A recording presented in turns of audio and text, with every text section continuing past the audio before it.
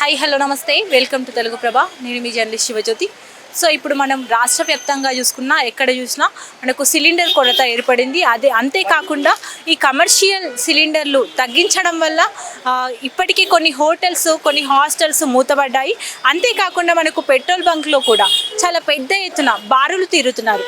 ఒక్కొక్కరు full tanks కొట్టించుకోవడం వల్ల అక్కడ కూడా మనకు పెట్రోల్ డీజిల్ కొరత ఏర్పడుతుంది. సో ఇక్కడ ఈ విషయంపై మనము కాంగ్రెస్ నేతలు మనతో ఉన్నారు, వారిని అడిగి స్పష్టంగా తెలుసుకుందాం. ఏంటండి అసలు అమ్మ, ఇది మోదీ గారు కానీ బీజేపీ ప్రభుత్వం కానీ మన తెలుగు ప్రజల మీద కానీ లేకపోతే కేంద్రంలో ప్రజల మీద కానీ అహంకారంగా అంటే బ్రిటిష్ జనతా బీజేపీ అంటే నేను భారతీయ జనతా పార్టీ అనుకో, భారతీయ జనతా పార్టీ కాదు బ్రిటిష్ జనతా పార్టీ.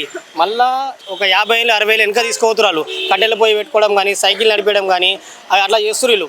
అరే ప్రతి ఒక్క సదరు ఆడబిడ్డ మన ఇంటి ఆడబిడ్డ తెల్లా లేస్తే గ్యాస్ బండ కావాలి. వాళ్ళకు గ్యాస్ లేని పప్పు చేయలేదు, చాయ్ చేయలేదు, పాలు చేయలేదు, పిల్లలకు బ్యాంబినో కానీ లేదంటే ఇడ్లీ కానీ టిఫిన్ కానీ చేయలేదు. ఏదో ఏమైనా తెలివి ఉండాలి. అరే ఆడ గ్యాస్ లేదని బాధపడుతుంటే పోయి మాట్లాడాలి, కాంప్రమైజ్ చేయాలి.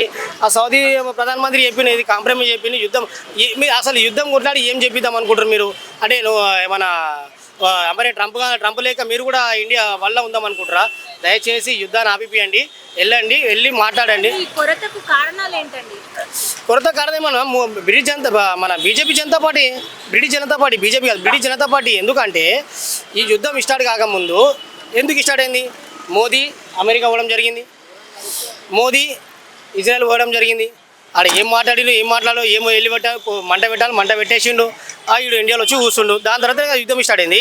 అంతకుముందు యుద్ధం ఏం లేకుండా వాళ్ళు మాట్లాడుకుంటూ ఇక్కడ పోయిర్రు, బాంబు వేసిర్రు. ఎవరైనా దేశ ప్రధానమంత్రి చచ్చిపోతే ఎందుకు కూకుంటారు? ఇరాక్ వాళ్ళు ఎందుకు కూకుంటారు చెప్పండి? వాళ్ళందుకోసమే దయచేసి మోదీ కానీ లేదంటే మన బ్రిటిష్ జనతా పార్టీకి సంబంధించిన బీజేపీ పార్టీ కానీ ఈ యుద్ధాన్ని ఆపిపించి ఈ మన భారతదేశంలో గ్యాస్ కొరత లేకుండా చేయాల్సిందే కోరుకుంటున్నాం. గ్యాస్ ఉంది, అందుంది.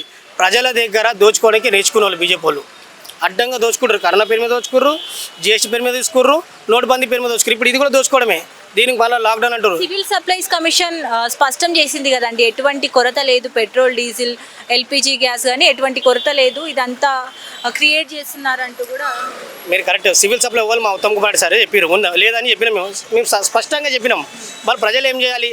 ఏంటంటే ఎప్పుడైతే ఈ పెద్ద ఫోన్ వాట్సాప్ యూనివర్సిటీ ఎవరిది? మోదీది. ఎప్పుడైతే పెద్ద ఫోన్ రావడం వల్ల పాపం ప్రజలు ఏమవుతుందంటే దొరకదు. ఇప్పుడు నేను పెట్రోల్ పంప్ చూసుకుంటూ వస్తున్నాను. ఆడ కూడా ఎట్లయిందంటే పెట్రోల్ దొరకదు లొల్లిలు కొట్లాడుకుంటారు. నిన్న ఒక దాని ఇక్కడ మన హైదరాబాద్లోనే గొడవ పడుకొని మూతి మొక్కలు వలగొట్టుకోరు. అరే ఎందుకు కొట్లాడుకుంటారు? బయట పెట్రోల్ ఉంది, అన్నీ ఉన్నాయి. పెట్రోల్ లేకపోతే సైకిల్ మీద పోదాం, ఓపిక పడదాం. మనం ప్రజలు బాధపడుతున్నాం. ఇక్కడ మనం ప్రజలు బాధపడి నాయకులని దొరలగా చేస్తున్నాం. వీళ్ళని బీజేపీ నాయకులు చాలా గ్రహిస్తలేరు. ఆయన మోదీకి ఎట్లయిందంటే ఛాతీ చిన్నగా అయిపోయింది. ఎట్లా ట్రంప్ యూటర్న్ చేసుకుంటూ ట్రంప్ ఏమని చెప్పిండు? నా వల్ల కాదు యుద్ధం, నేను చేయలేను, నేను కాంప్రమైజ్ అవుతాను చెప్పిండు. కానీ ఇజ్రాయెల్ వాళ్ళు కొట్లాడుతూ అంటుండు. ఎందుకంటే వాళ్ళ లొల్లి ఉంది. ఈ మధ్యలో ఏళ్ళు పెట్టిన వాళ్ళు ట్రంప్ కానీ పోయి మోదీ వచ్చి ట్రంప్ కానీ పెట్టి ఇద్దరు మాట్లాడుకొని వీళ్ళకి ఏళ్ళు పెట్టి లాభం ఉంది. ఈ మోదీ అనే వ్యక్తి మన భారతదేశ ప్రజల మీద ఒక బిజినెస్ లాగా వాడుకుంటుండు. సదరు వ్యక్తి మీద ఇప్పుడు అమెరికాకు గ్యాస్ సిలిండర్ది కాంట్రాక్ట్ ఇచ్చిండు. మీరు చూసినొచ్చు ఒక 20 డేస్ కింద న్యూస్లో వచ్చింది. వీళ్ళకు రిలయన్స్ వాళ్ళకు ఒక పెద్ద సంస్థ ఏర్పడుకోనికి వాళ్ళకు అవకాశం ఇచ్చారు. అంటే వీళ్ళు బిజినెసే. మనను ప్రజలకు బాధలు అవసరం లేదు.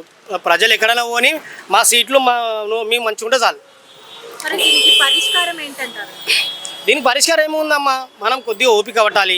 దీనికి పరిష్కారం ఏముంటుంది అంటే నిజం చెప్పాలంటే ఓటు ఉన్నప్పుడు మీరు ఓటుతోనే దెబ్బతీయాలి. ప్రతిసారి ఒకటి గుర్తుపెట్టుకోరు ప్రజలు కానీ మనం నమ్మాలి. ప్రతిదీ నమ్మకూడదు. నమ్ముతే ఏంటంటే గుడ్డిగా నమ్ముతున్నాం మనం. గుడ్డిగా ఏది ఫోన్లో చూసి అరే ఇది అయిందని కళ్ళతో చూసి నమ్మాలి, చెవితో నిన్న నమ్మాలి. ఏది పడితే నమ్మకుండా దయచేసి భారతదేశ ప్రజలు కానీ లేదా తెలంగాణ ప్రజలు కానీ. తెలంగాణలో ఇప్పుడు మనం చూసుకున్నట్టయితే ప్రత్యేకంగా సివిల్ సప్లైస్ ఆఫీస్ స్పష్టంగా మనకు చెప్పింది ఎటువంటి షార్టేజ్ లేదు అన్నప్పటికీ కూడా మనకి ఇక్కడ పెట్రోల్ బంక్లో కానీ చూసుకున్నట్టయితే బారులు తీరారు. అసలు దీనికి కారణం ఏంటంటారు? ఇప్పుడు తెలంగాణ రాష్ట్ర ప్రభుత్వం అనుముల రేవంత్ రెడ్డి గారు అనుకోండి, ఉత్తమ్ కుమార్ రెడ్డి గారు అనుకోండి, అన్నీ ఇవి ముందస్తు జాగ్రత్తగా ఇది క్రైసిస్ వస్తుందని వాళ్ళు ముందుగానే గ్రహించి వాళ్ళు ముందు జాగ్రత్తలు తీసుకున్నారు కాబట్టి ఈ పాటికి ఇంతమంతమన్నా ఇప్పటి వరకు ఇంకే క్రైసిస్ రాలేవు. ఇప్పుడు స్టార్ట్ అవుతున్నాయి కాబట్టి కేంద్రం నుంచి ఇంకా మనకి పంపడం లేదు కాబట్టి నిధుల కొరత ఉంది కాబట్టి పెట్రోలియం గ్యాస్ సిలిండర్లు ఇంకా అక్కడ నుంచి బోట్స్ కదలలేవు కాబట్టి ఈ యుద్ధం కారణంగా ఈయన మోడీ చేసిన పని వల్ల మోడీ ట్రంప్కి సరెండర్ అయిన కారణంగా ఇవన్నీ జరుగుతున్నాయి కాబట్టి ఇక్కడ తెలంగాణలో ముందస్తు ప్రభుత్వము ముందే జాగ్రత్తలు తీసుకుంది కాబట్టి తెలంగాణ నాట్ బ్యాడ్, మళ్ళీ కూడా ఒక వంతు మంచినే ఉంది. మిగతా దేశవ్యాప్తంగా చూసుకుంటే ఎక్కడ చూసినా ఇప్పుడు రెస్టారెంట్లు, మీరు ముంబైలో చూసుకోండి, రెస్టారెంట్లు 2 రోజులకే మూతపడిపోయినాయి ఈ సిలిండర్లు లేకుండా. అలాగే ఇప్పుడు ఇంటి గ్యాస్ కూడా కొరత పడింది. మా మహిళా సోదరులు అందరూ కూడా కట్టెల పొయ్యి పెట్టి వండుకుంటున్నాం అనేసి ఈరోజు మహిళలందరూ కూడా ఎక్కువ సంఖ్యలో ఈ ధర్నాలో పాల్గొనడం జరిగింది. కమర్షియల్ సిలిండర్ కొరత వల్లే ఈ షార్టేజ్ ఏర్పడింది అంటారా? ఇప్పుడు కమర్షియల్ ఏర్పడింది, అలాగే ఇప్పుడు మహిళలు కూడా బయటకు వచ్చిరంటే వాళ్ళకు కూడా ఇంటి గ్యాస్ కూడా అందట్లేదు కదండి. ఇంటి గ్యాస్ వాళ్ళు బుక్ చేసి కూడా 30 రోజులు అవుతున్నా ఇంకా ఒక గ్యాస్ ఒక 30 రోజుల వరకు వస్తుంది దాదాపు ఒక ఫ్యామిలీకి. అలాంటిది గ్యాస్ అయిపోయింది కాబట్టి వాళ్ళు కట్టెలపై మీద వండుతున్నారు, అంటే కొరత ఏర్పడినట్టే కదా. హాస్టల్లో ఉంటున్న వారి పరిస్థితి వాళ్ళకు కూడా ఇబ్బంది ఉండండి. వాళ్ళకి ఇంత ముందుకు 3-4 రకాల వెరైటీలు వంటలు చేసి పెట్టారు పాపం, అన్నము పప్పు చారు అనేసి వేరే వెరైటీలు వండారు. ఇప్పుడు ఒకటే చారు రసము దాంతో సర్ది పెట్టుకుంటున్నారు వాళ్ళు కూడా. వాళ్ళని కూడా ఏమంటామండి, గ్యాస్ లేదు, వాళ్ళు కూడా ఇబ్బంది పడుతున్నారు. కాబట్టి ఇదంతా దీనికి మొత్తం కారణం వచ్చేసి ఈ మోడీ గారు సొంత లాభం గురించి అనుకోండి, వాళ్ళ సొంత వాళ్ళ సొంత మనుషులని అభివృద్ధి పరచడానికి అనుకోనండి. ఈ దేశాన్ని ఆల్రెడీ అదాని అంబానీ చేతుల్లో పెట్టింది ఇంతకు ముందుకే. ఇప్పుడు కూడా ఇలాంటి రాంగ్ డిసిషన్ తీసుకున్నాడు. ఈ ఎస్టీ ఫైల్ అయితే ఏవైతే వచ్చాయో ఈ యొక్క హర్దీప్ సింగ్ పూరి పెట్రోలియం యూనియన్ మంత్రి, కేంద్ర మంత్రి వర్యులు ఆయన రాజీనామా చేసే కానీ దీనికి ముగింపు రాదు. మేము ఎప్పటి నుంచో ధర్నాలు కూడా చేస్తున్నాం మా మహిళా కాంగ్రెస్ తరఫున.